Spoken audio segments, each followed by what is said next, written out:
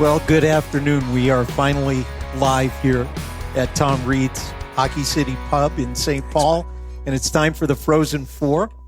I'm Ed Trefsker alongside Derek Schooley and Jim Connolly, and we host Weekend Review during the regular hockey season, and we're here to be joined by a few guests to talk about college hockey and about the Frozen Four. And first of all, I just want to say thank you for the great weather. Not bad, St. Paul. Last time, 6 years ago, it was brutal cold. It was. And I think last year's national championship game was around 65, 66 degrees in Tampa. If you remember, it was kind of cold that day. It's supposed to be almost 80 here. So we had to move it 2,000 miles north to finally get good weather for a Frozen Four. I thought we were in Tampa. That's what I was walking the streets. That's why you're at the pool today? Yeah, I forgot my suit.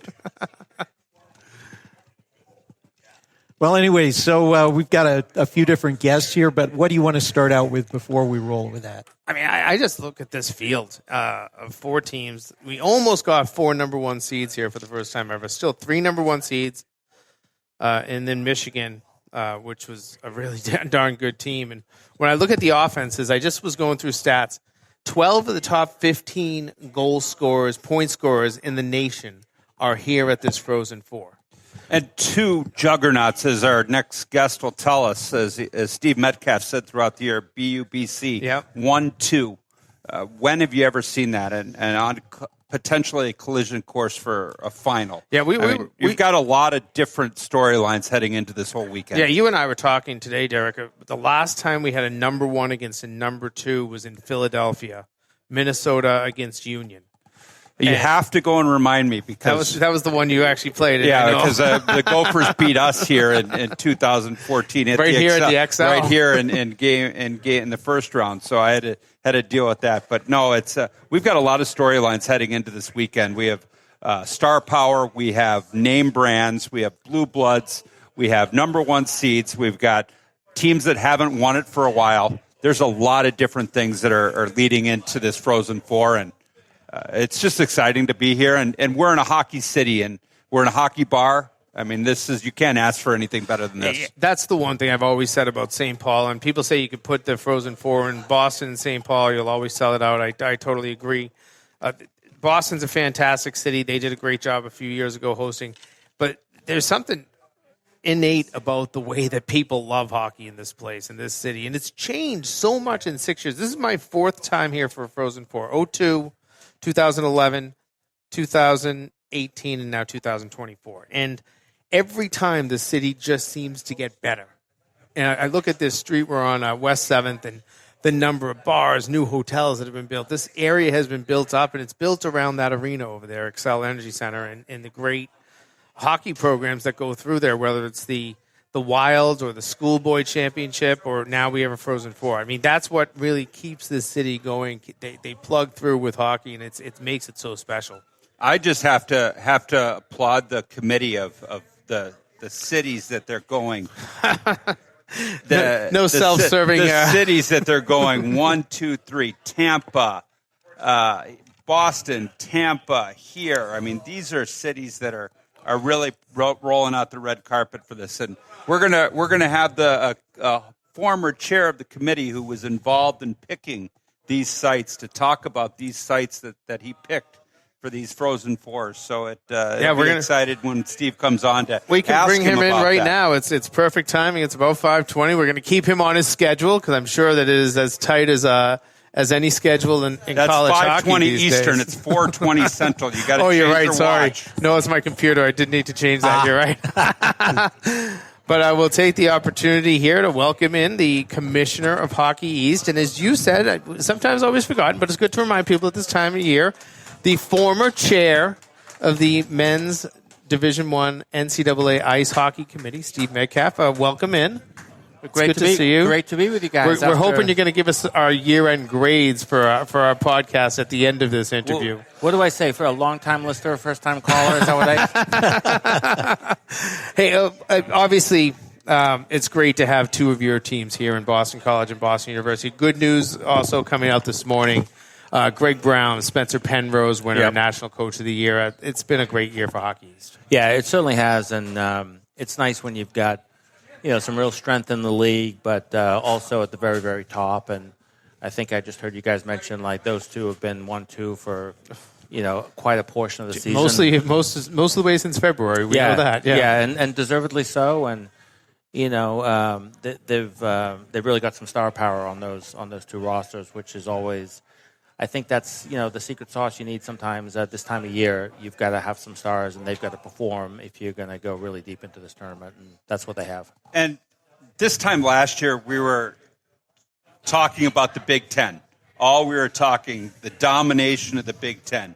And you've been up on your soapbox, rightfully so, talking about your league for probably the last couple months and talking about the star power and the 1-2 of these two teams. Talk a little bit about these teams, and I remember you telling me about a month and a half ago, maybe a month ago, that this Boston College team might be as good a team since Maine, and BU's not far behind. So yeah, I think that like you said last year, there was Big Ten really made a big move in last year's tournament, and they had some games, some really lopsided games. First round, especially. That kind of extrapolated that. But as our, my ECAC friends will remind me, then they ran into, all those teams ran into Quinnipiac in the tournament. Look, some of this is cyclical, but to your question, Derek, with some of these, players, I guess we always knew in our league that we had players that were coming. And and they did come this year, and you can just see that the star power in that freshman class has been. I think it's been fun for college hockey, but when you're in Hockey East, it's really fun because you got a front row seat to it. I think there's something inherently wonderful about being able to watch first round draft picks. Probably the future number 1 overall, Macklin Celebrini. But we learned, as we did this past week with Maine, you bring in a great player like Bradley Nadeau, and sometimes they're one and done. Yeah. I remember, I think it was David Quinn when he was the coach of Boston University. He said, am I going to turn down the best player I can get, even if it's only for 1 year? No, I'm going to take him. But is that, as you're trying to market a league and market the products in the league, does that make it a little bit more difficult knowing that maybe some of these athletes won't be there for that long? I guess I would echo what Quinny said. You're never going to turn down, a super, super talented kid. But it is hard to, it's hard to build a team and build a culture, as Derek will, can testify to, unless you've got some continuity with your roster, unless you've got some kids that you've recruited and they've grown up and grown together in your program, whether it be kids that stay for a couple of years or kids that you've recruited, not that you've gotten from the portal, because you're stealing from someone else's roster. They've grown up, they've committed to you. And that's how you can, build a stronger team, or I guess a stronger foundation to what you're trying to do and a stronger culture. But, just having these, like you mentioned, the first-round draft picks, some of these guys, you can't take your eyes off them in the game, and that's great, too, even if they're only in the game for 1 year. I would go the other way, though, Steve, because I think it's more we're in a win now because of one-and-dones, the transfer portal, NIL, all that. You don't know how long you're going to keep your kids. People could be there for 1 year. They could be somewhere else for another. They could be somewhere else for a third year. So if you have to capitalize on it when you can. Yeah. And you could see your teams this year. And on this show, we talked numerous times, and we've talked to you about it. There was a time where you could have had 5 teams in the NCAA tournament. Yeah. It ended up being 4. Yeah. But you had the potential to have 5 at one point. Yeah. Yeah. No, and it's a situation when you've got, strong teams and the top to bottom in your league, I don't have to tell you, it helps all the teams, pulls them all up. And, when you've got games against the top teams in the country on your schedule, that's going to help too. Look, I think that at the end of the year, Lowell was our lowest ranked team, and they probably had, 8, 9, 10 wins, no more than that. I think it was 8. But they were in the pairwise. They were way above teams that had twice as many wins Right. as they did because of the quality of their schedule. And so I think it's good. It's good for everyone in our league when we've got some teams that are doing really well. We're talking with Hockey East Commissioner Steve Metcalf, and as I mentioned when we opened, you were the former chair of the Men's Ice Hockey Committee. I know you and Derek were on the committee together for at least 1 year, 2 years together? Maybe. Okay. Long years. But Derek always likes to take credit for where some of these Frozen Fours ended up. Obviously, Boston, Tampa here. We'll go to St. Louis next year, then Las Vegas. Obviously, you did a great job picking cities when the committee was out there. But now we're going to be in another bid process year. Can you take us through kind of what the life of the committee is like in that process? And as a commissioner, you've been in the bid process yourself. You've put in the bids for Boston. Yeah. Wait, but, I mean, do we not deserve credit for this? Yeah. I mean, do we not? I mean, So- when we're in Vegas, or shouldn't we get a little knuckles on this? I mean, So the terms on the committee are typically 4-year terms. Mine got extended. I can't remember the circumstance around, so I was on for 5 years. So I had the fortune, I think it's the fortune, of being around for 2 bid cycles. So I got my fingerprints on 8 years' worth of bids, which I think has mostly been good. There were a couple that maybe if we had a do-over, we would have zigged instead of zagged. Rust Belt. Yeah, but I do think it's like a situation where, especially being here this week in St. Paul, and I've said this many times to many folks already, and I'll come back to your question in a second, Jimmy, I didn't forget it. St. Paul and Boston just need to be like anchor tenants in the Frozen Four business. And someone was trying to say to me the other day, I can't remember another city that they were saying, should be in that category. There's no one else that's even close to those two. Just simply because of the college hockey-centric markets they're in and ticket sales. Ticket sales, you don't have to think about them in Boston, St. Paul. Everyone else has got to work for it. And I'm including my friends in Tampa and everywhere else that people like. They got to work for the ticket sales. St. Paul and Boston do not. So I think those two cities need to be anchor tenants. So anyway, to answer your question, the bids were due back in, I think, first week of February. For regionals and for the Frozen Four for 27-28. So, obviously a variety of people, put those bids in. The committee will talk about them when they have their annual meeting in May. And the bids will be previously kind of scrubbed by the NCAA staff.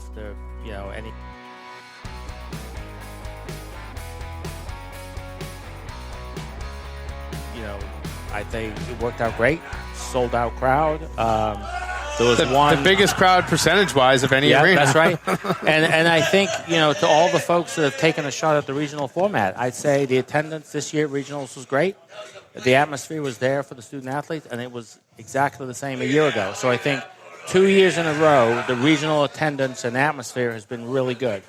And so I'm a fan of the current format, and I think the last 2 years have been a success. 71.3% of total capacity of arenas at this year's regional. So it's the way you're putting this out to me, it sounds like you're in favor of staying in the regional structure. No question, and for a bunch of different reasons. But one of them is, with the current format, you're in a format that the majority of coaches like, but you're also in a format where you've got these national tournament games. National tournament games are at neutral sites.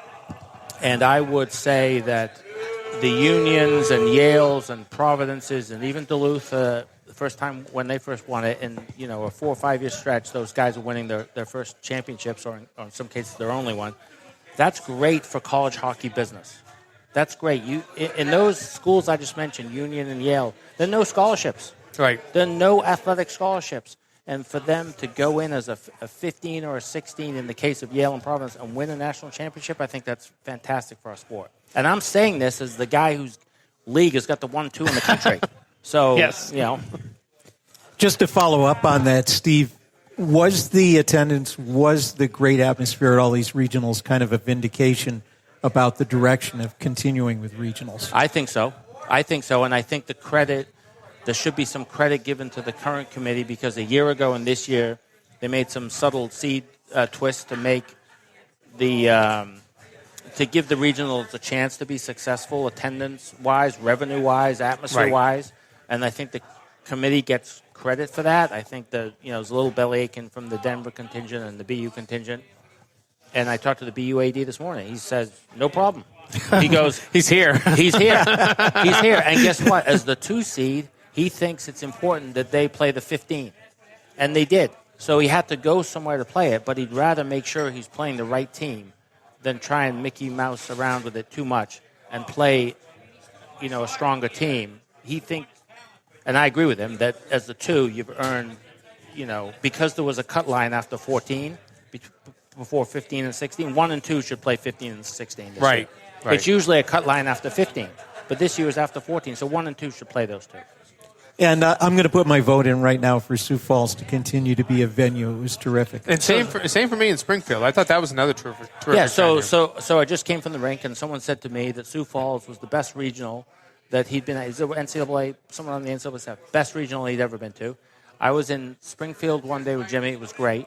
And obviously UMass, I was there the day UMass was there. It was great. It was nothing I didn't like about it. I went to Providence, and I watched BC there, and attendance was great the first day, and then Quinnipiac played, and it was great, and then the 2 of them played on Easter Sunday. Easter Sunday they played, and attendance was great, and the atmosphere was great, and it was a great game. I mean, there's no complaints there. I think it is vindication, Ed. I want to, before we kind of wrap things up, I mentioned, Greg Brown when I started, but you've got a couple of really recent head coaches right here in the Frozen Four in Jay Pandolfo and Greg Brown. Can you just talk about the coaches in your league and kind of the development? I mean, you don't have the dean of coaching type of thing anymore where you had Jack, you had Jerry, and you had Dick Umili for so long. Now you've got some younger guys, Nate Lehman, Norm Bazin, the 2 deans of coaches in your league at 13 years. What's it like, just the 11 head coaches you have right now? I mean, I guess I would say, you're right. We did have some legendary deans of coaches in our league, but top to bottom, 1 through 11, I'd say we've got as good coaching as we've ever had in Hockey East. The 2 guys who are here this week, Greg Brown, National Coach of the Year. I mean, he couldn't be more humble about it, and someone joked to me, well, he, of course he's going to be here and win. He's got all those great players. I go, well, how did he get the great players? He was the coach. He got the great players. So he gets credit for that. And then, look, Jay Pandolfo, all he knows is going to the Frozen Four. As a player and a coach, he's never gone to the Frozen Four. Never lost. His pedigree is incredible. And look, there's no one that could, quibble about the job he's done in his 2 years there at BU. Tell me how it feels now to be the oldest commissioner. No, we should say longest serving. The dean, the longest serving commissioner, because what's it, 5 years, 6 years now? No, end of the fourth year. Fourth year, and because if you look back, I mean, we had Joe Britannia forever, Steve Hagwell. I mean, we had people that were pillars. Bobby and D. Bobby D. I mean, long-serving commissioners, and now you're the longest-serving commissioner, the dean, the grand poobah. Yeah. Well, it's interesting, having all those long-tenured, guys and, commissioners for so long. And, some of them are still close.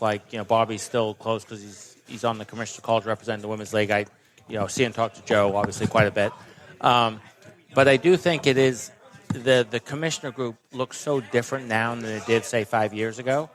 But I will also add that the makeup of the group, there's folks who know, more about different subjects. Like Doug Christensen at the ECAC, he was a long-time coach. He knows a lot about the junior scene. And Michelle Morgan and Heather Weens are both athletic directors, which, I think is perspective. I came from a campus, obviously. So I think that's a good perspective to have. And then, there's a couple of us that know more about the workings of the NCAA and the committee work, and that's something, obviously, I can bring to the table. So everyone's got some kind of specialties, if you will, and so we've got kind of great resources within that commissioner group.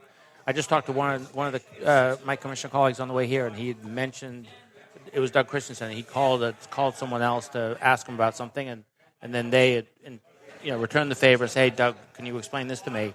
And he was just telling me what happened, and it's like that back and forth.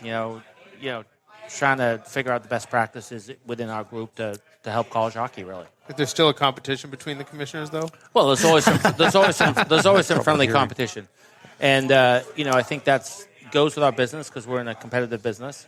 So everyone wants to win and be there at the end, and then whether it be league to league or east to west or whatever it may be, but we're also it's in a situation where. You have friends and colleagues that work at schools, and you wouldn't necessarily figure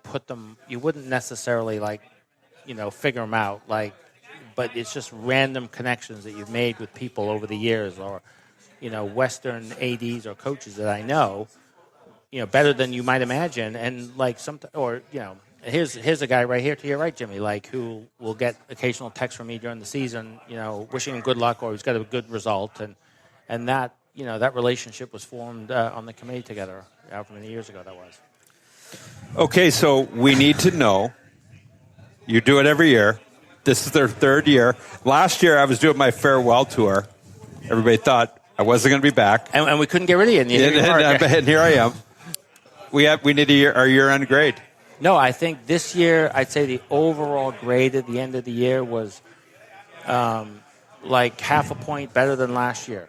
So maybe it's some of the feedback that you got from the graders helped push you over the top. But I will say... And for those who don't know, almost every Monday, we get a grade on our podcast from Steve Metcalf after he walks the dog, listens to the podcast, and has his feedback. You're always going to have a little extra RIT stuff. You're always going to know that Derek went to Western Michigan, and you're always going to know Billy Riga. Billy Riga was Jimmy forever. That's always going to be the case. And you know what? When that happens, I just smile because I know it's coming. Well, the sad thing that I got on the USCHO party, which is the highlight of Friday, I bet our radio guy, who's a Michigan State alum, I bet him that he had to wear a Western Michigan schoolie jersey, and I had to wear a Michigan State Pursuita jersey at the USCHO party after the first round tournament game. So you're going to see me in a Michigan State jersey on a very tight one. Yeah, probably. He's a lot skinnier than me. Well, Steve Metcalf, we appreciate you coming down today, taking some time out. This is a busy week, 2 teams in the Frozen Four. It should be a great weekend for hockey. It's a great weekend, of course, for college hockey. But thanks for your time and enjoy your time here in St. Paul. Yeah. So was it an A+ or? It's a solid A. Solid A. Thanks very much for having me. We're back with more of USCHO Live at the Frozen Four. I'm Ed Trefsker with Derek Schooley, Jim Connolly. And Jim, why don't you introduce our next guest? Now, he has run a great organization called College Hockey Inc. for a number of years now. And they do some magnificent things to promote this great game of college hockey. Mike Snee. What year number? I know you haven't been with College Hockey Inc., but what year number is this for CHI? For College Hockey Inc. Was started in November of 2009.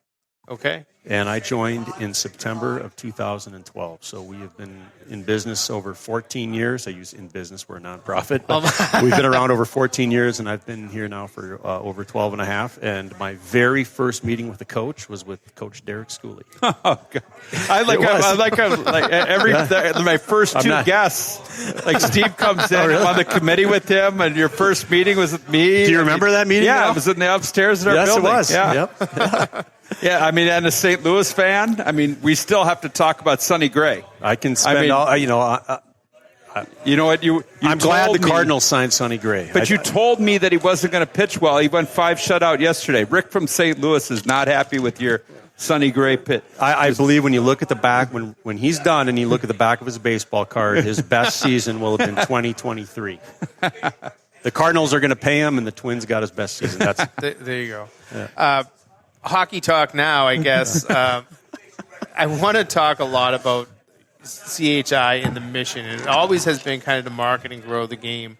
But can you just kind of discuss this as so much has changed, especially in your short, I'm not going to say short tenure, it probably feels long, But in less than a decade, how much has changed when you look at transfer portal, NLI, talks of major junior and how that affects the game. There's just so many things that have probably changed where things are going just for your organization. Yeah, so my segment's 3 hours. Is that right? We'll take the Reader's Digest version, maybe. Yeah. Well, I'm listening too. I want to know what's going on. So it 12 and a half years, but it has gone by quickly. And for me personally, I'm very fortunate to have this role. It's a dream job, and I get to work with great people like the three of you and everybody involved in college hockey. So I want to lead with that.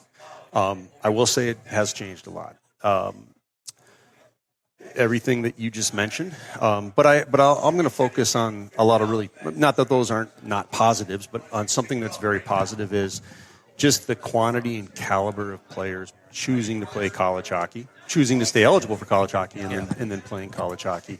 You can measure that in many different ways, but just look at this weekend's Frozen Four. 50-plus NHL draft picks in it. I think it's 7 first-round picks. 2 players playing in it will likely be first-round picks in the draft. This year, one of them will likely be the number 1 overall pick in the draft. And these players are coming from everywhere: Europe, Canada, all over the U.S., not just in a few states that would traditionally provide hockey players. So, I believe that we've finally gotten to a point where the perception of just how good college hockey is, first for the hockey part of it, whether it's developing hockey players, the atmosphere at games, what it all means, finally gotten rid of the misperceptions that were always incorrect, but they were a perception at one time that you only play 44 games or whatever it might be. That's out the window. And I think college hockey is viewed by everybody, fans, players, parents of players, media, people involved in the NHL and other leagues, as the absolute best place to play. If you're able to, if you're at that age and you're able to do it. It's very much to professional hockey and hockey development that let's just say college basketball is to the NBA or the WNBA, and college football is to the NFL. So I personally feel like that the perception of college hockey has caught up with the reality. The reality was always there. The perception of it's caught up to it, and very few people now are going to say something like, "You mean you've got to go to class in addition to?" Yeah, exactly. You can do both. You can be in school, you can be working towards your degree, and in college hockey, 93% of the guys playing it get their degree while reaching your full potential as a hockey player. Big talking point right now, obviously, is through the media, major junior, and where that's going. Obviously, one of the biggest jobs of College Hockey Inc. has been combating major junior for the last couple of years. What are your thoughts on where it's going? Because now it's kind of counteractive to what you've been doing and where the landscape's kind of leaning and where everybody's talking about it leaning. Yeah. What are your thoughts on it now? So we have another 4-hour segment now. When she walks by, I got to order some soup because this is going to be a long segment. But what I prefer to say, we're never negative about anything. I've been in Canada, I've been in small towns in Canada, and you can see why young players in Canada, want to play in the CHL, want to play major junior hockey, and certainly very high-end players have come from college, from the CHL, just like they've come from college hockey. And there's a lot of guys too that didn't do either. They're from Europe, and they're very good. So nobody's cornered the market on hockey development. Okay, and in fact, I do think we focus maybe a little too much on place and a little less on the player. Okay, but the rules, I'd say, are now state that if you play in the CHL, you're ineligible to play college hockey, and players will play in the CHL or sign a contract as young as 14. And in fact, there's a young man this week that was just granted exceptional status. We have met with his family multiple times. Great family. And I guess he has to be drafted before he can sign his contract. But he's about to, he's going to do that. At 14, this young man's going to be ineligible for college hockey at 14. That's not typical. But what is typical are people becoming ineligible at 15 and 16. Yeah. That is the current rule. Some agree with that. Some disagree with it. We look at it like, it doesn't really matter what we think. That is the rule. So we want to make sure that young players, first off, fully appreciate college hockey and what it can do for them as a hockey player and as a human being. And then if they are intrigued at all about it, that they understand what they can and can't do to maintain their eligibility. And then if they have any questions along the way, they know about College Hockey Inc. They realize we're a nonprofit. We don't charge anything, and that we're here as a resource for those players and their families and other people that they rely on for information. So that's the current, what I'd say, Derek, is that it's less of an opinion and more of a fact that that is the way it is right now. Now, you're right. It certainly has been talked about, and probably as much, wouldn't you agree, in the past 3 or 4 months that it has been in the past ever. 10 years. Yep. You know, it feels like it's always reared its head at certain points, but not to the level it has now, and not for the length of time. Usually what happens, now. Correct me if I'm wrong, it's like half shields. It pops up Yep. for a little bit of a short period of time, and then it goes away. Yeah. It doesn't seem to be going away right now. No, and not that we put the agenda together for the meetings down in Naples, but you've been there before, and so that's where stuff like this, topics like this, the recruiting rules that changed a few years ago, that's where there tends to be focus. Obvious reasons, everybody's gathered in one place, but also nobody's preparing for a series this weekend. So I think coaches and administrators their minds are at a place where they will talk about stuff like that. So I'd be naive or foolish if I just, when you look at everything that's happening in NCAA sports, not just college hockey, but NCAA sports, to suggest that things that at one time, and one time being 3 years ago, felt like it could never happen, and you're looking at the transfer rules, you're looking at NIL, you're hearing some of the other things that are being brought up. So to suggest that it could never happen would just be a flawed statement. But that's not for College Hockey Inc. to decide. I've had more conversations about this than I can actually recall right now. I tend to take a devil's advocate role depending upon where you are, just to kind of, measure 27 times before you cut. But there as I kind of rationalize, we're at a point now where the average college hockey player plays almost as much junior hockey prior to college hockey as the average major junior hockey player. Okay, and the experience, if you look at the two, and look at the caliber of the USHL and the other college eligible junior leagues, the experiences are very similar. I do think that regardless of what your opinion is, that needs to be noted. It's not 1987 anymore, where everybody is coming in at 18 and they're all coming from prep schools or high schools or midget programs. It's where at one time that was probably the exception to have a 19 or 20-year-old freshman. It's almost the rule now. For almost the rule now, I'd say. As you're going around talking to young players and families, educating them about college hockey, has some of the new landscape of college hockey come into that conversation? And I'm specifically thinking about things like the transfer portal and name, image, and likeness. Does that become part of the conversation? We get asked it. I wouldn't say we don't lead with that ever. The proposition that we present to young people at our presentations or our one-on-one meetings is, first and foremost, almost everybody we meet with, they're defined as a hockey player, and they want to reach they want to get as far as they can in the game. So it's a hockey conversation. And then second to that, it's it's the educational piece, that it's an and a proposition, hockey and your education, not an either or not a hockey now and education later deal. So we go with that. And then, I don't want to sound naive and suggest that doesn't matter, and it probably matters to some more than others. With the portal, portal, I know that's with the transfer rules.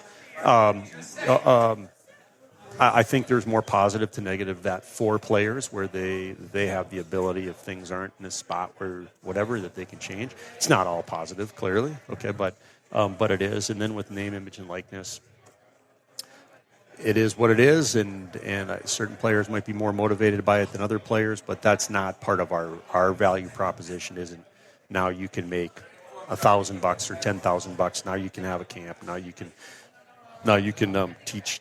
You can be a shooting coach in the summer, or whatever it might be. That's not part of the value proposition that we're presenting to families. It's still the same. Reach your absolute hockey full potential. Understand why that's the case with the 40 to 45 games, the tremendous practice advantages, the off-ice training, the off-ice development, the nutrition, and do all of that while preparing for life off of the ice as well, and wrapped in this incredible experience that when you get near the end of your life, you look back and say, those 4 years that I was spent at Robert Morris, or those 3 years that I spent at Denver or BC or BU or Michigan, were some of the best of my life. We're talking with Mike Snee, the executive director of College Hockey Inc. And as I led off, this, your charge is to market this game. And I look at the way this game is covered on television now, and it has certainly changed.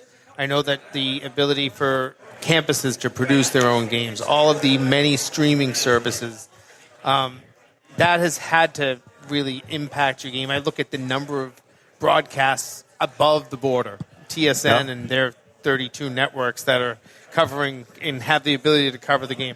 How much has that really impacted the popularity of this sport? Two pieces on that. One is we have 140 European players playing NCAA Division I men's hockey this year.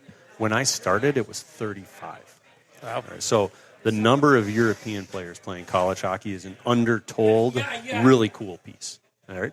And then the quantity of the Canadian player is about the same, but the caliber of that Canadian player has really taken off.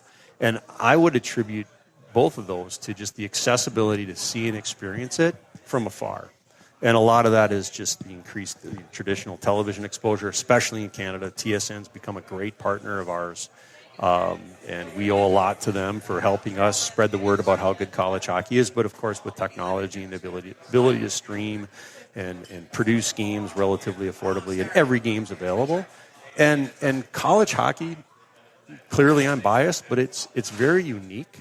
And it's even more unique to somebody who doesn't grow up in a country where college sports is consuming to people. And that means Canada or Europe. And when you see a student section for the first time, or you see a band playing at a game, or you see so many people wearing the colors. And I also think that college hockey, we have cornered the market on like the Wrigley Fields and Fenway Parks of college. Our so many NHL buildings feel the same, right? Correct. But college hockey rinks don't. If you go up to Alphond or Matthews Arena or and even like they just have this vibe and feel to it. Go to the UP. Oh yeah, absolutely. Go to almost any of them. Yeah. You bring that up, and I was in Tampa last week, and we've all been in Nashville. One of the biggest compliments that college hockey gets is the crowd is like a college hockey atmosphere. When Nashville, they talk it right. They talk about Tampa, Nashville, like it's a college hockey feel. Yeah, exactly. That's a big compliment. Yeah. And I think those are big compliments. You said it right. You get a college hockey student section, you get the band playing. That's college athletics. That's college sports. Correct. And as an American, I don't want to say I took it for granted, but I didn't realize that is such an American thing. Okay, even like high school sports, Friday Night Lights and high school football, or here in Minnesota, high school hockey, that is unique to our country. And having done this for a number of years now and had the good fortune to meet a lot of wonderful people in Canada, I would say the person most willing to just what's the word I'm saying? The person most passionate about their college hockey experience is a Canadian that played it. Because an American that played it, if you grow up here in the Twin Cities and you go to Minnesota or St. Paul, you go and it's like, this is exactly what I thought it would be. It's awesome. I went to games as a kid and student section, band, going to class with the people that are going to be in that student section. But a Canadian comes down here and I think they're like, I've never seen anything like this in my life. And so it far exceeds their expectations. So that's one of the takeaways I've had in my my time with college hockey. You talked about Europe, and I know that you've gone throughout Canada marketing the product in person. Is that something you're planning on doing more, is getting over to Europe? And what are the specific countries that seem to be the best markets for this game? Yeah, Finland and Sweden definitely lead the way in terms of quantity of players playing. English is so prevalent in those two countries, first off, and then so I don't have it in front of me, but I think more than half of all the Europeans playing college hockey are from one of those two countries. Wow. Do I got time for one more question? Yeah. What's the next big thing that you're going to handle right now? If you had to deal with, if you say that the biggest thing on your plate right now, what is it? Wow. Are you going to break so I can think about it? What? Are you going to break so I can think about it? No. Okay. And once again, we don't have 4 2 pages of hours. talking points. You got talking points. Jason gave you all the talking points in the world. Yeah. I would say, one big thing. This is. I'm going to tie a whole lot of all these bullet points together. We're funded by the NHL. Right. All right. So thank you first to the NHL for allowing us to exist. We got an increased grant from the NHL this year. That allowed us to hire a 4th full-time person. Her name is Sadie Lundquist. She's our first ever director of women's college hockey. When we started, our sole focus was on amateurism, and those issues were only faced by men. So every 17-year-old aspiring female hockey player was eligible, whether she knew it or not. Okay. Along the way, we've added some more bullet points to what we do. The biggest one being trying to work with schools to add college hockey. Bring back college hockey. Yeah, I had you as number 1 in my Penrose ballot. I had Greg Brown number 2, and I had Derek number 1 because of the moving mountains to bring back college hockey. But so having Sadie Lundquist join us, having that new investment in allowing us to do some things with women's college hockey, already good things have happened. The University of Delaware is adding women's college hockey, and you've probably read some of the exciting stuff the past few weeks about Michigan. Women's potentially. Potential women's hockey, Michigan. And that's just been, it's been a miss in the college hockey world for too many years now, which is no NCAA Division I women's hockey in the state of Michigan. And it feels like in the past couple of weeks that has really moved forward. So to answer Derek's question, I would say branching or moving into women's college hockey is our next new opportunity. And it seems like a great time to do it. The women's game.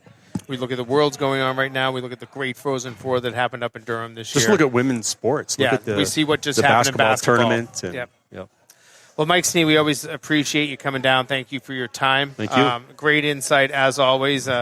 And enjoy this Frozen Four. It's kind of a home game for you guys. I'll tell you, it's about 85 degrees warmer than the last time it was here in St. Paul in 2018. So. We noted that at the beginning. Tampa of the North. Yeah, it certainly is. Hey, we're going to take a quick break. Be right back here on USCHO live from the Frozen Four.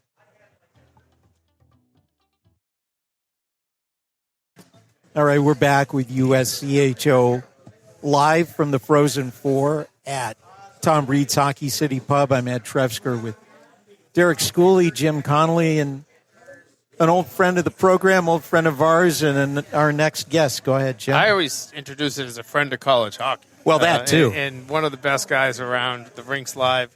The Rink Lives, Jess Myers. Welcome back. Well, welcome back. We should be saying welcome to your city. Welcome to the state of hockey, guys. This is your home game this year. It's a home game. And I was just telling my friend Kirsten from the Hobie here, it's not always easy having it in your hometown. There's unique challenges that come with it.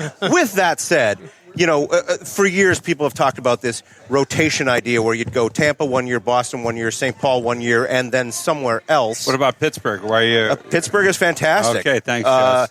And some people like St. Louis too. I know you're a little partial to that one, Derek. But I do think this is one of the great places to bring the Frozen Four on a regular basis. It's a hockey town. We're in a place that kind of exudes hockey here. It's a great building that's almost 25 years old now, and they've kept it up very well. So happy to have you guys here. Happy to have the Frozen Four in Minnesota.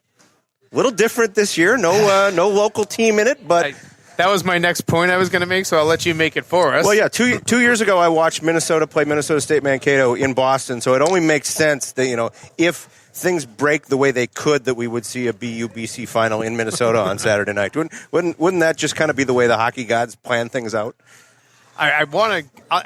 This is not going to be a knock on the Minnesota teams, but it feels shocking to not have one here. I mean, we've had two wins by Duluth in this building. We had Minnesota break their curse of the Frozen Four here in 2002. Does it feel strange to you with there's so many good, talented programs? Was this just a year that kind of the wrong year for a lot of them, just to have some down years? You had some decent teams, but not a real great team. St. Cloud was right on the cusp of things. Bemidji won the CCHA. Still get that mixed up. But then, couldn't get into the tournament. St. Thomas, even though they're not eligible for the tournament, made a nice run. There was some talk at midseason that they could have maybe won the CCHA.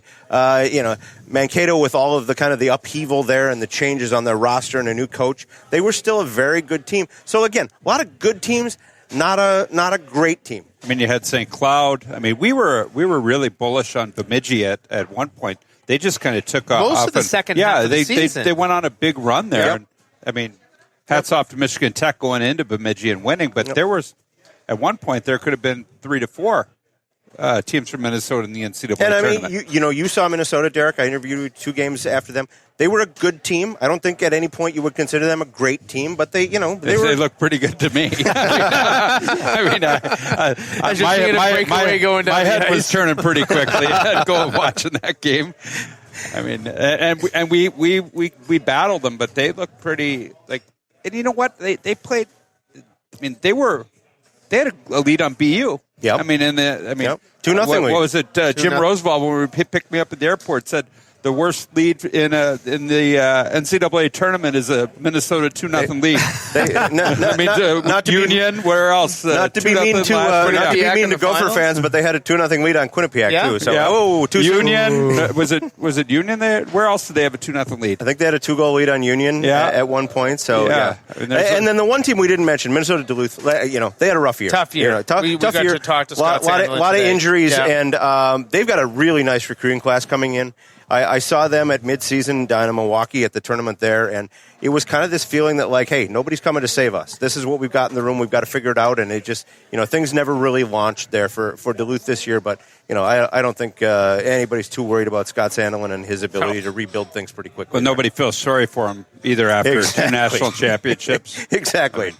The first half, I felt, we had Steve Metcalf here, so that dominated the first 20 minutes on Hockey East.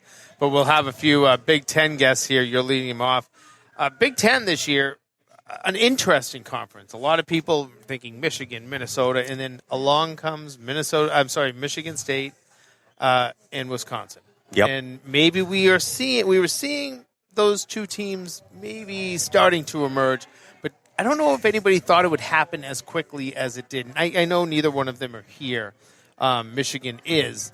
But can you just talk about what kind of a special year it was for both Michigan State and Wisconsin, and where that might take them in the future? Well, you're seeing, first of all, I think in the era of the transfer portal and kind of this new world of college hockey, you're seeing at a name brand program like Michigan State or Wisconsin how quickly you can build or in some cases rebuild. The best joke I heard, and I'll credit my friend Brad Schlossman, who works with us at the Rink Live and the Grand Forks Herald. Mike Hastings took over that Wisconsin team.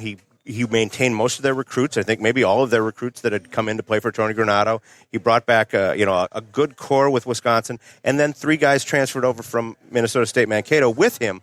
So the line that Brad had was that last year Mike Hastings was the only guy who returned 116% of his scoring. But you saw just how quickly.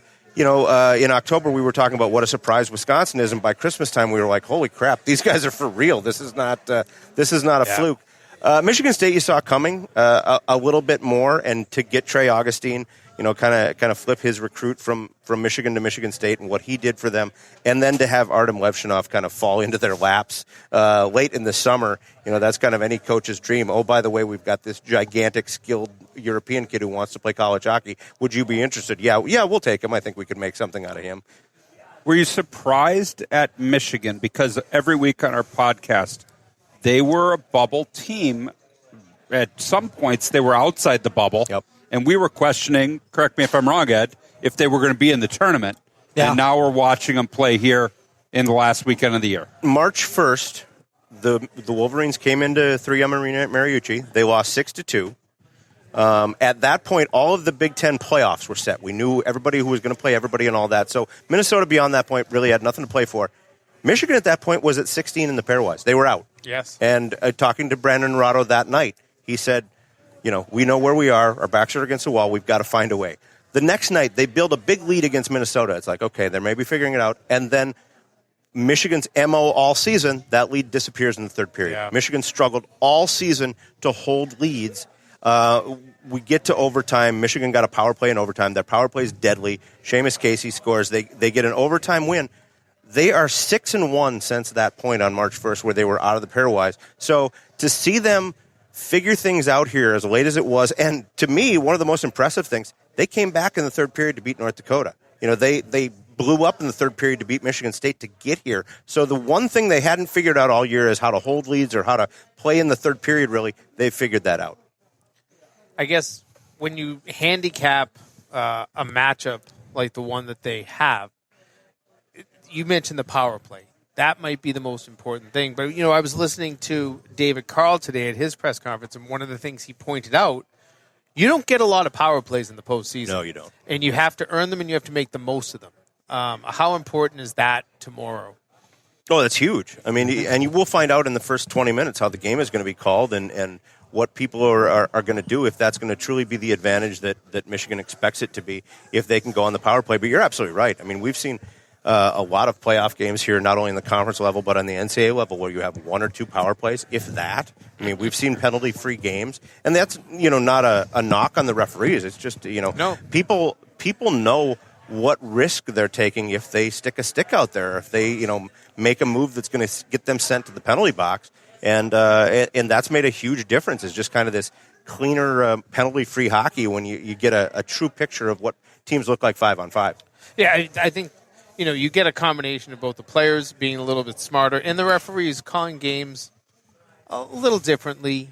But it's also because you usually have the best referees out there, and they're probably the ones that don't just throw the arm up for the useless penalty. UConn women's basketball fans will appreciate this, but I always say I think sports are better when the players determine who wins. That's a tough. That was a foul. I'm not going to pretend I know enough about basketball. I just, I'm a Minnesotan, and they would kick me out of the state if I cheered for Iowa and anything. If you even knew how to cheer for basketball, too, I think that's okay. Are you really from Minnesota? I mean, you're kind of Hockey Town, USA, you're baby. Really kind of Arizona-ish. Oh, I go to Arizona a lot. I'm going there Sunday. I'll be flying out of town just like the rest of you on Sunday, except I'm going to Arizona for a few days. But no, I'm a lifelong Minnesotan. Grew up in Warroad, Minnesota, Hockey Town, USA. Went to college at Minnesota Duluth, and I've been in the Twin Cities for about 30 years now. So we've talked a bit about the Big Ten, but you got to see BU up close and personal a couple of weekends ago. What about the Terriers? Maybe it's recency bias, but wow. Wow. And, I went into, let's flash back to July 1st of last year when Logan Cooley was still planning on coming back to college hockey for another year. I said flip a coin between Logan Cooley and Lane Hudson. One of those two guys is going to be the Hobie. With what Cooley had done as a freshman and with what Hudson had done last year, especially in the NCAA playoffs. Now, Hudson was the same guy I had seen last year when I saw him in Sioux Falls.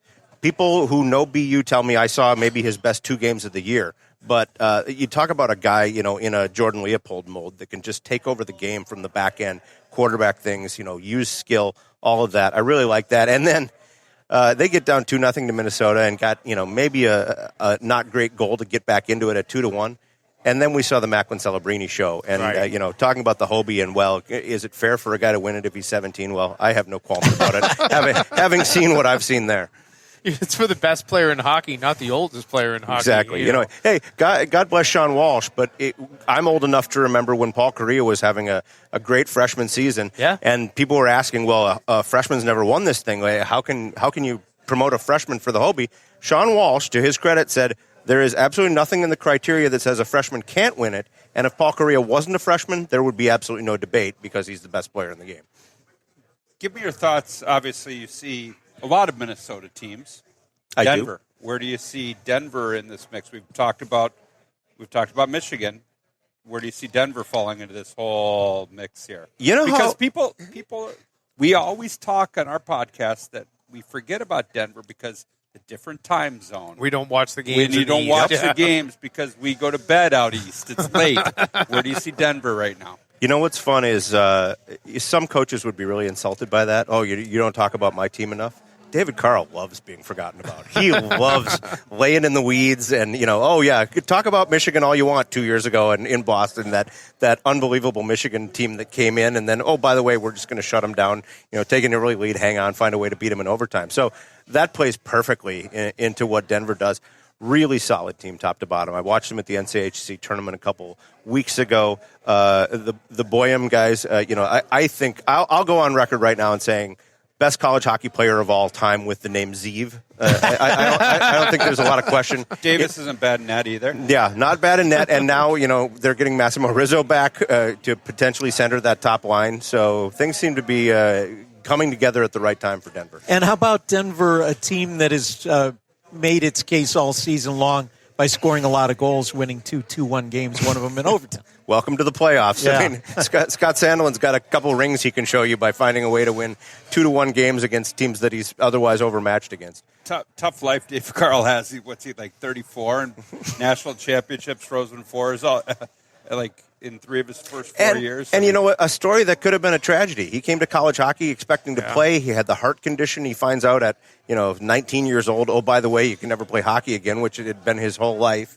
And to their credit, George Gwiazdecki immediately said, hey, you're an assistant coach now. We're going to teach you the game. I mean, really cool story from that point to make something out of what could have been a really unfortunate situation.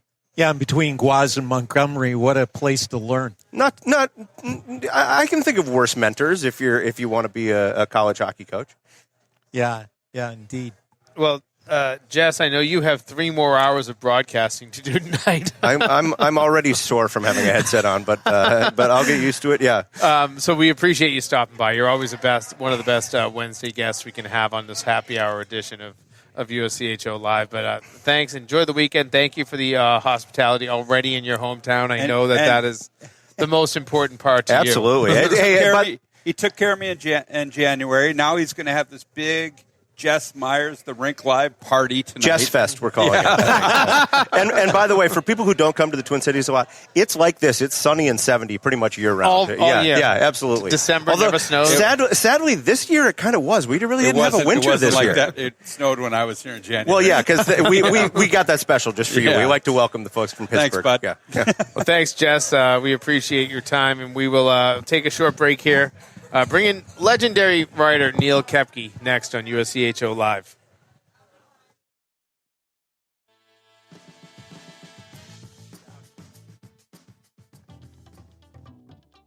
All right, anytime now? Want to go? Yeah. All right, we're back with USCHO Live from the Frozen Four in St. Paul, Minnesota. I'm Ed Trefsker with Derek Schooley, Jim Connolly, and the great Neil Koepke. What do we say? Veteran broadcaster, writer. Let's just say the legend. Man about town. I'll tell you a story. College hockey. The Hockey News wrote a story about Michigan State's comeback, right, and resurgence. And I talked to Ryan Kennedy, the hockey writer that was there, and I gave him a little tidbit about how Michigan State used to outdraw with fans at Yost when I first started in Ann Arbor and stuff. And that Red Berenson finally said, no, we're not selling tickets to Michigan State people, and we're trying to, because it was an 8,000 seat rink then. Yes. And basically it was like 5,000 State and 3,000 Michigan fans. And so he wrote the story, but when he went to describe me, and all my friends were laughing and stuff like that, it said legendary scribe Neil Koepke. So now I tell all my friends, address me as that. The legend.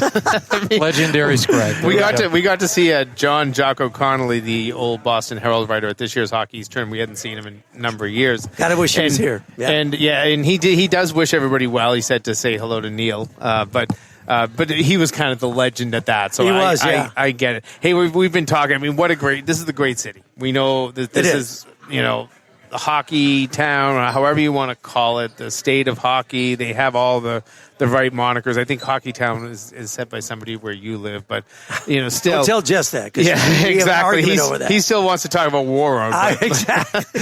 But you've come to so many of these here in this city. What's it like to be back? Oh, it's great. And the thing is, like I was telling somebody just walking over, they know how to do it because they've hosted these things. They've hosted Big Ten. They've hosted NCHC. And so when it comes to the Frozen Four, everything works fine. Everything except maybe today when I walked in, there was no press notes and media guides, but I don't know what happened there. Well, I think that's a conservative environmental plan. Look online. Yeah, look online for all that stuff and print it out. And but still, yes, it is great because. And I'm walking down here and I'm thinking, look at all the bars and restaurants right down here. in a way, this reminds me of near Wrigleyville with all the opportunities to eat, drink, and be merry and all that stuff. And here it is in a city. And then I came in this one and went to the washroom a minute ago, and I didn't realize the back part of this was there, because every time I've come in here, I've just noticed that it's this part. And then I see the pictures and things on the wall here. Tonight I'm going to be out there just looking at every picture with Maurice Richard and Bobby Hull and Gordie Howe and stuff like that. But yeah, they know how to do it well. And even though people say, well, why do we always go to Minnesota? I said, because they do it well and they know how to do it. And yeah, well, you want to fit in Tampa, you want to fit into Boston, you want to fit in a newbie a little bit. But yeah, I'm very happy when it's here. And we have Tampa weather this weekend. We sure do. Yeah, exactly. We don't mind that. Let's look at some of these matchups. You cover the Big Ten, so I'll start with Michigan. We were talking with Jess about them.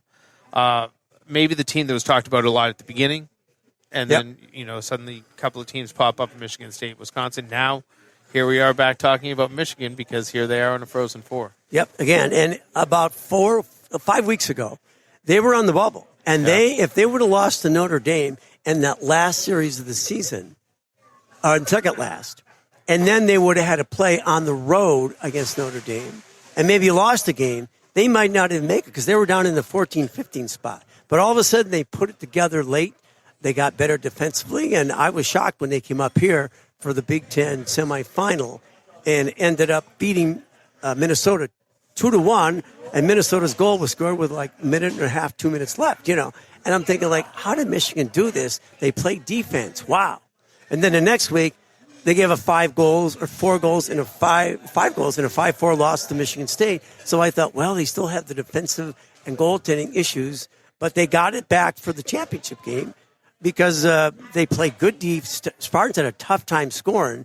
And then even though that game was tied 2-2 with 9 minutes left, Michigan made 2 great plays, skilled plays. Maybe one of the best we've ever seen in the regional. And they were within 12, 14 No disrespect seconds. to Mike Legg. Yeah, exactly. But it's that's when they jumped up and get you. And they were always waiting in the woods to do that. And that skill level showed. And again, don't take a power play against them because you're going to be backed up in your own zone.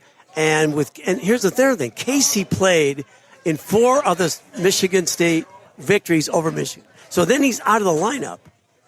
And then they beat Michigan State 5-2. And it's just give up 2 goals without Casey. Now their power play wasn't as great, but everything else was better. And so here they are, and they're a dangerous bunch, even though they're probably a little bit like the underdog because you just don't know about their defense. But you could say that about when I'm told about Denver too. So we'll see. Are they the biggest underdog of the 4 here?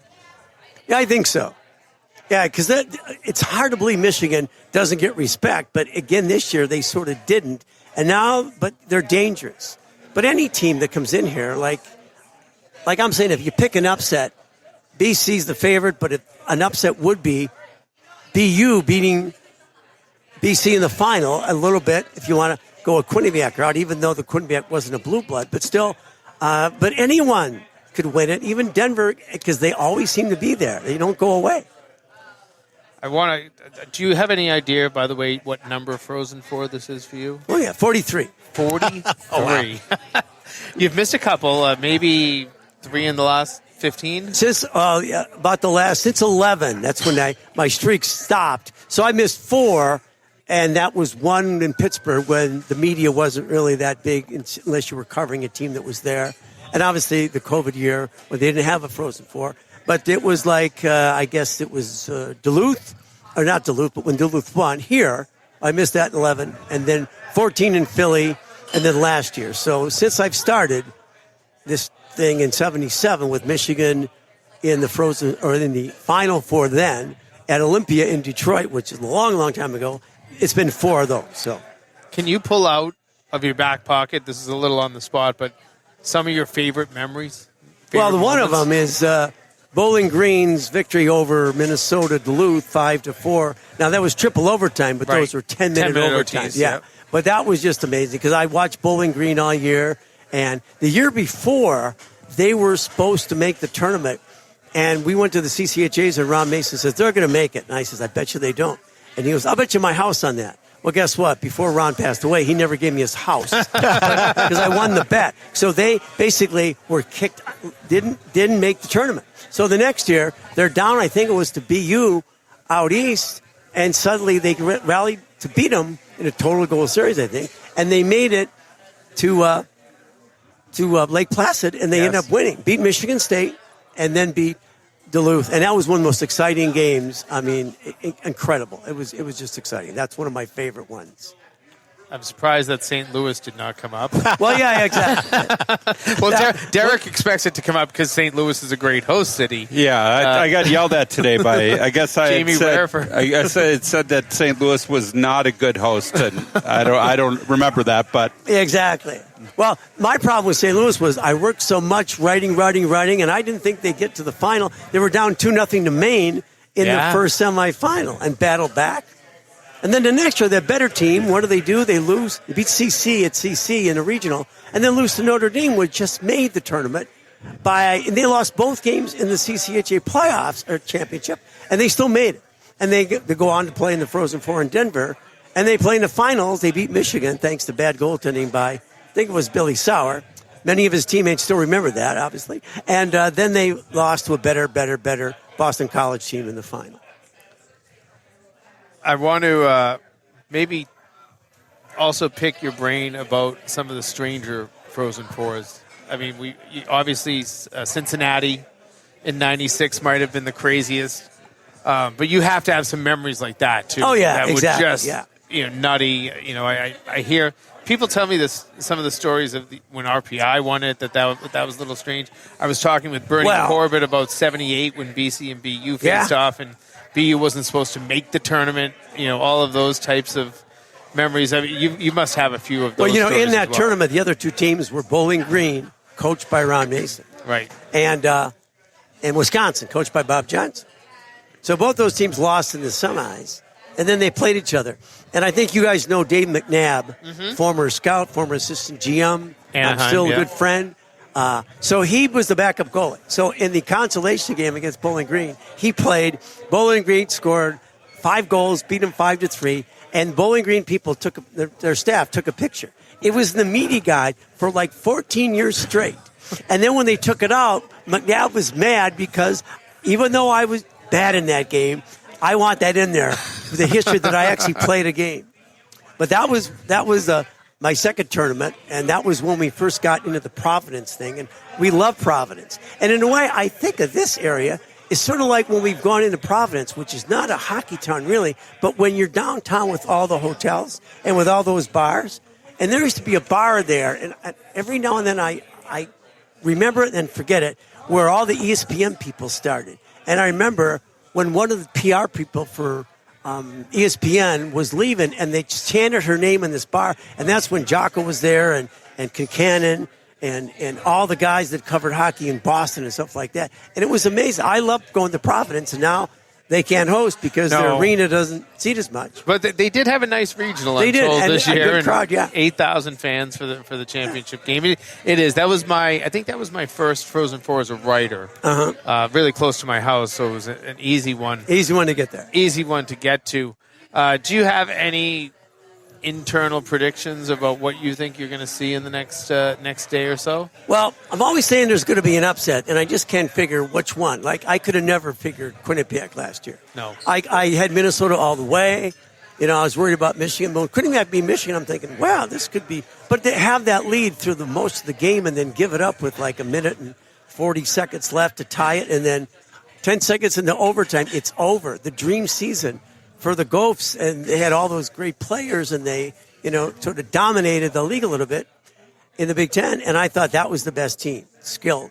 And then this year, I'm still going with BC just because I've watched a lot of their games thanks to the Big Ten Plus, ESPN Plus, and NESN, because I have a satellite. I was going to say, if they're on Big Ten Plus, they're in a different league. Did you know they came to the league now? But because you don't know what team, what university is in what league anymore. Yeah, exactly. So, but yeah, I think BC will win, and I'm thinking it's going to be a BC-BU final. I just, but again, I can't count out Denver, and you don't know when Michigan's going to play a high-level game, so you got to go there. I think that would be absolutely legendary if we got it, but I wouldn't be surprised. As I've said, every time I pick a game, I should pick an opposite of what I want to see. I know, exactly. Last year, I actually believed that Minnesota was going to win. For the heck of it, I said 3-2 Quinnipiac in overtime. Yeah. And who knew that was going to be the ultimate call at the end of it. But the thing, when we went in the last part of the season, like, say, February, even though State was first and Wisconsin was a close second, and they battled right to the end, I kept telling people, I think the team that really could win this Big Ten title on the road is Minnesota, and maybe win the Frozen Four. The year you're supposed to win, you don't, and then the next year, like Michigan State in '85, they should have won. In '86, they did. They could have won in '06, but said they win in '07. Yep. So I thought that that's going to happen, and all of a sudden they're out, not even here. And I never realized that Snuggerud was not going to score like in the last 10, 15 games or whatever, and that Jackson Nelson was the guy all of a sudden. So that surprised me. I thought, and it's tough because now they got to rebuild a little. Although with Snuggerud there and Matthew Wood coming in from Connecticut, it looks like they're going to be pretty good offensively. It's a whole new world. Neil Koepke, we appreciate your time. Always a pleasure to see you. We look forward to spending a lot of time with you this weekend. We shall. Always fun to be with you guys. I'm sure that there will be a watering hole that will serve us all together at one we night. can solve the problems of any college hockey program or league or whatever, or get in the portal and ask everybody what they think of the portal and all that stuff. That's right. The legend, Neil Koepke. I know, Dwayne. You're going to go, what the heck? We'll take a short break here. Be right back with our last couple of segments here. You're listening to USCHO Live at the Frozen Four.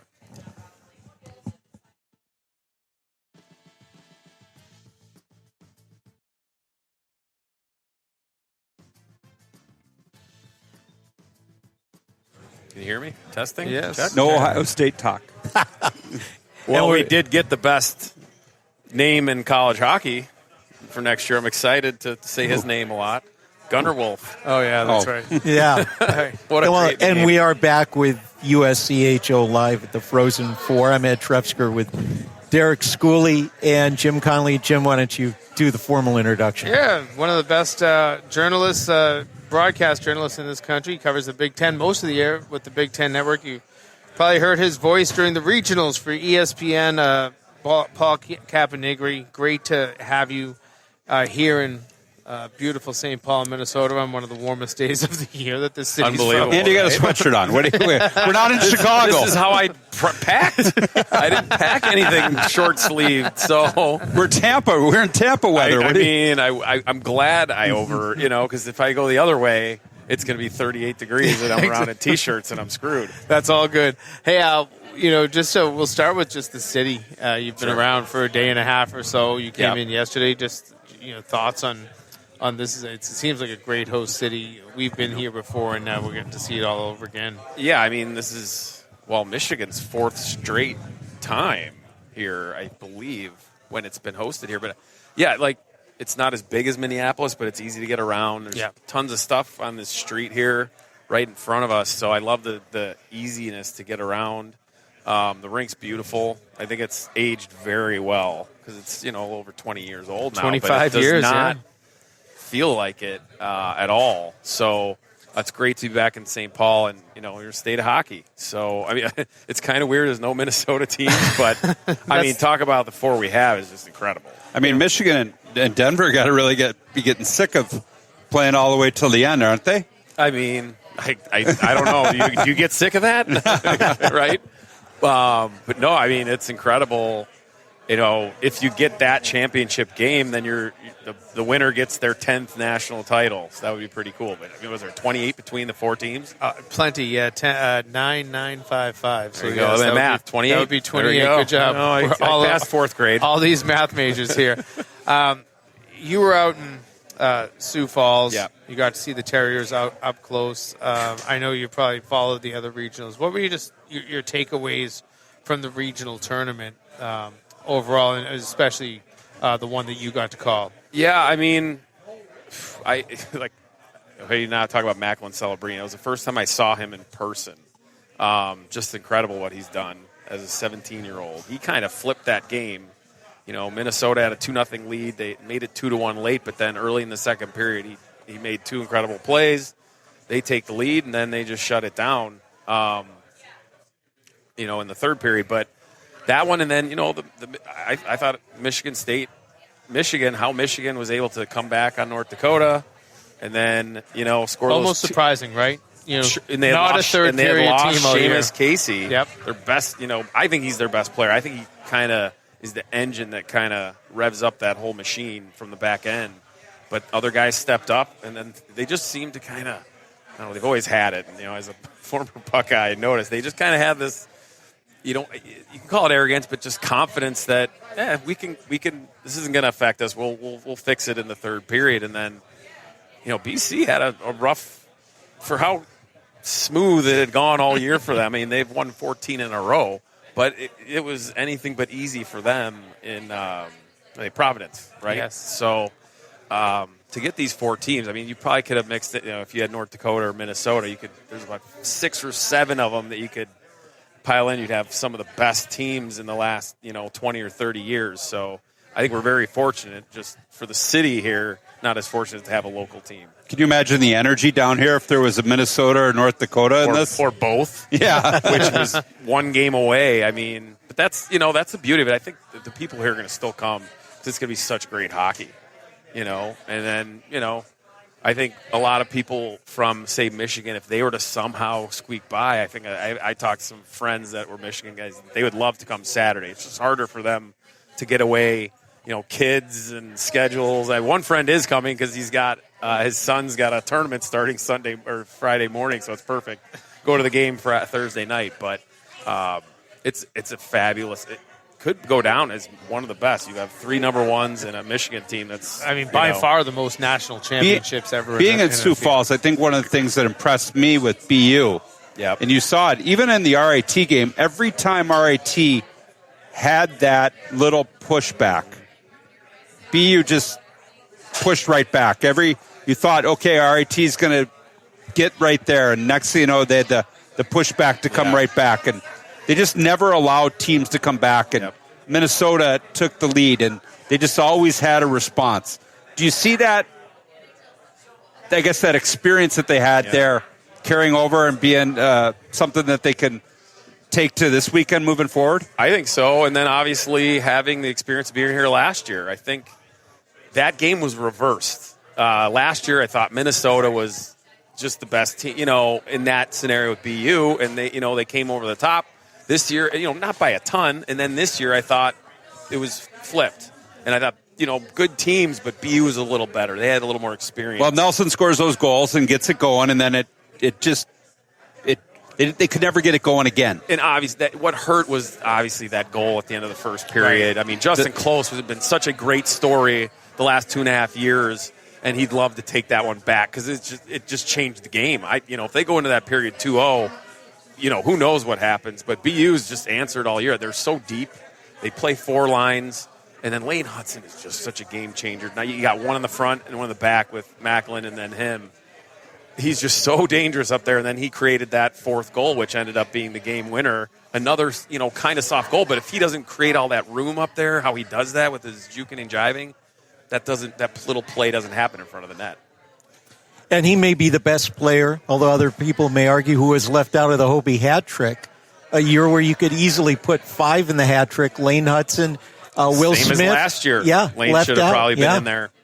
I mean, and we're going to see, hopefully for the sake of the Hobie winner is playing on Saturday, which tends not to be the case sometimes. Well, right. Yeah, it didn't happen last year. Right.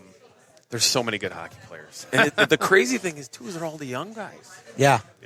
I mean, you're lucky to get them for 2 years. Right. And you came through this a long time ago, and Yeah. we were talking. I guess it was Mike Snee that was here earlier, and he was talking about, it used to be 17, 18-year-olds that came right out of high school. You were kind of toward the area when it was getting older.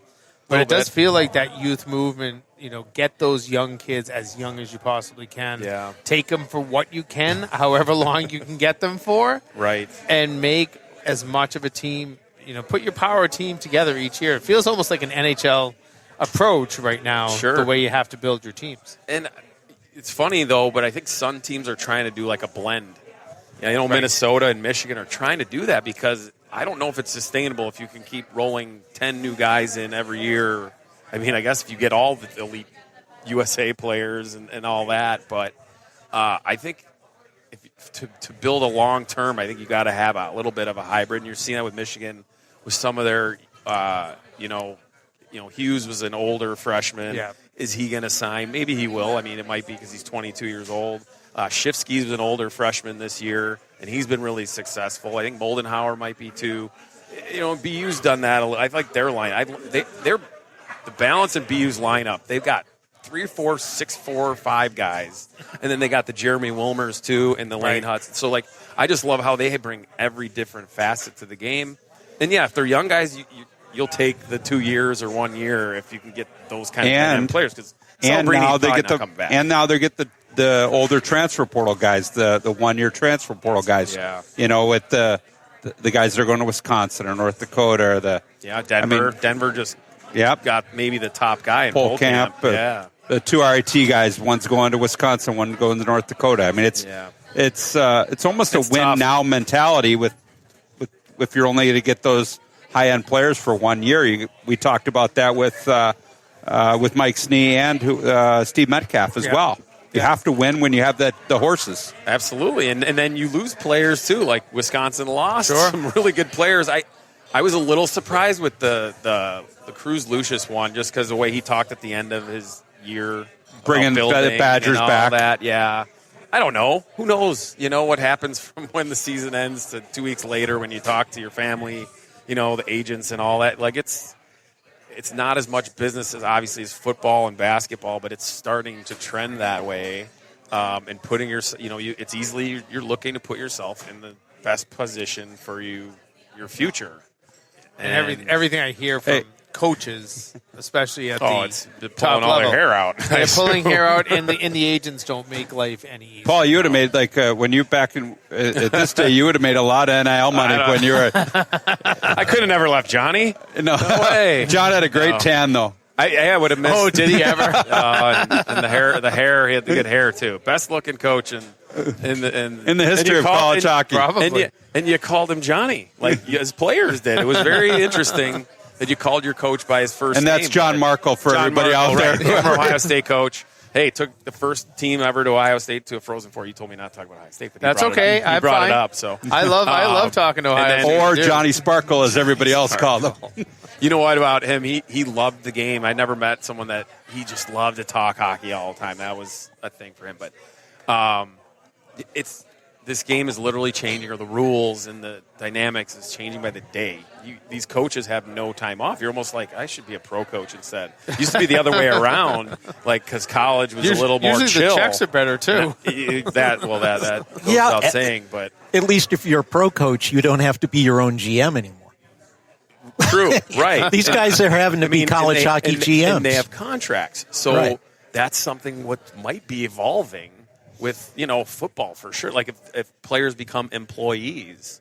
So that's too big for my brain. I like where I am in the game. I'm going to stay over here in this side of it. I was up. I was working out earlier with Jerry York, and we were talking about. I'm on the back nine. I'm 53. I'm on the back nine of coaching, and I said, Jerry, can you imagine how you would have been back in the day? I said, can you imagine where this is trending? Right. How a player could play at BC one semester, potentially then, if he didn't like it, the next semester play at BU, because in that's what 5 to 6 years, or something 5 or 6 years, it could be that way where you could play one semester at one place and then go play the next semester somewhere else, which I don't think is good for any sport. No. Because you can't do it in pro hockey unless you're traded, and that's unfortunately that's probably hopefully it's not in. Like I said, I'm 53. I hope it's not in my lifetime. The only good thing is that from our side is we have more to talk about. There's the dog days of the season or whatever. Or you get a 7-1 game. What's the third period? I was thinking. I was joking with a guy. It's funny. I play men's league with a guy named Kevin Roeder. I don't know if you remember that name. Yeah, he was another famous Chicago guy, Danville wing. Yes, but very famous. So 2 years ago, I did some Blackhawk stuff with Colby Cohen. He blocked Boston the shot. University. Yep. And then at the same time, I'm playing men's league with Kevin Roeder on my team, and I have this. He blocked the shot. And this year is the 15-year anniversary of that play. Yep. And I was wanted to do like a 2-shot, but get me a picture with Kevin on one side and Colby on the other side. Because it's like 15 years ago, this Frozen Four was that play in overtime. The to win unbelievable the game. comeback, a block shot that turned into a pitching Flips wedge. over Washington, into D.C., the- yep. Yeah, ends up going into the net for funny by Colby times. Cohen to win the national championship. He will be on the call with John Butchergross, by the way, this weekend on ESPN 2. Any final thoughts just going into these games? Like what you're really feeling going into some of these games? I don't know. I'm excited to see BC in live and in person, just to see what that looks like. It's special. And to see if they're on their A game. They've won 14 in a row. It's hard to keep streaking like that, right? Yeah.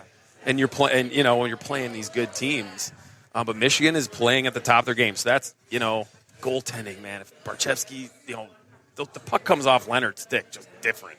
Will that be like, Michigan's got some good shooters, but will he, make that big save in the right moment? And then, Denver, is Rizzo going to play? They say yes. Yeah, I mean, he was close. I remember him saying regional, so you get that 10 days. Yeah, he said, David Carlos said today he will be in the lineup. Yeah, tomorrow, I think one of the best. But are you getting 100% Right. Massimo Rizzo, or are you getting 75%? I think 75% is still pretty darn good. You want Derek. him in the can lineup, find, right? You want him at least sure. in the lineup. You know what? to see how The thing that goes. everybody doesn't understand is you've got the ability now to dress an extra player. Sure. So if you've got a difference maker, you could dress a You 13th dress 'em. forward and see what you have. See what you have in that player. Yep. And if you got him going, then you can use him. If not, then you still have an extra forward. It's not like you're dressing in the NHL. You're dressing 13-5 or 11-7. So you've got that ability. Yeah, I mean, and he's an elite player. So you put him in the lineup and you hope, see how it shakes out. One other thing, I guess, the defenseman, the star power on defense in this with Hudson, Casey, Bouillon. I think he's kind of underrated. Weirdly, I don't know how you can say that now. Fantastic but he's looking player. If I'm an NHL team, I'm looking at him in the top 5, 7. Absolutely. Like, he has really elevated this game. And ironically, BC's they don't have that guy, but they just have a really good, solid decor. They don't have that dynamic. Eamon Powell is the only guy that really probably stands out. Right. The speed. And that's probably And the the difference. experience. Yeah. And he's a good power play guy, but the difference between Michigan and BC's power plays and why Michigan's is 5% higher is Seamus Casey on the point. The rest, you could put those other 4 guys together and you got just dynamic stuff. So that's another thing. The special teams, because BC's so good at both. Michigan, I think Michigan would love to play a 5-on-5 game. Well, it's been a pleasure getting to talk to you as usual man, here. I hope you and the Big Ten Network. I'm sure you'd love to stick around here till Saturday. We'll see how that goes, but they're gonna need some help. They might need some help, but thanks for taking the time, stopping by here. It's always fun. You got it, guys. Paul Caponigri, watch him on the Big Ten Network all year, ESPN during this tournament. It's such a fun thing to be able to sit next to a great broadcaster. So thank you. Thanks for having me, guys. Appreciate it. Anytime. We're going to take a quick break, wrap this one up, and talk a little bit about tomorrow's show when we come back.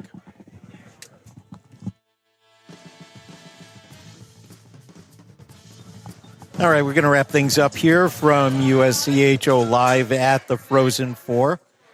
Well, I think the consensus is we're going to have great games. I don't think anybody can figure out who's going to do what. We heard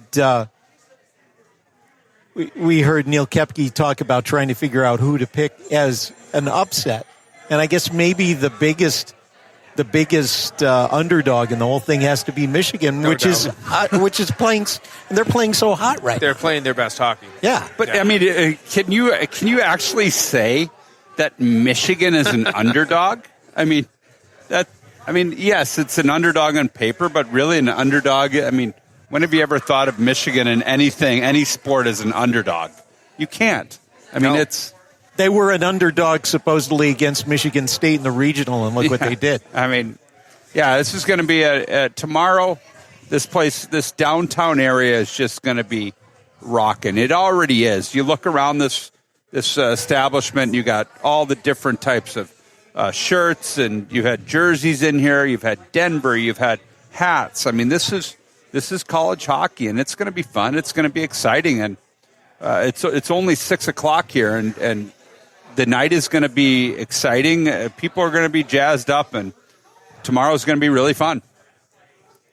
And just to preview the show, it's going to be a kind of a commissioner-heavy show tomorrow as we get to hear from Doug Christensen, the ECAC, Heather Williams, and the NCHC, Don Lucia from the CCHA, and Adam Augustine from the Big Ten. But then we will preview the two semifinals. Andrew Mahoney from the Boston Globe, one of our favorite guys, will join us to talk about two of the big teams here. We've had a lot of Big Ten talk today. We'll hear from Andrew talking about BCBU and a lot of their competition, obviously. So should be a great show here at Tom Reed's, beginning at 12 o'clock Central. We're going to be live tomorrow. We will be live tomorrow. We know that one, too.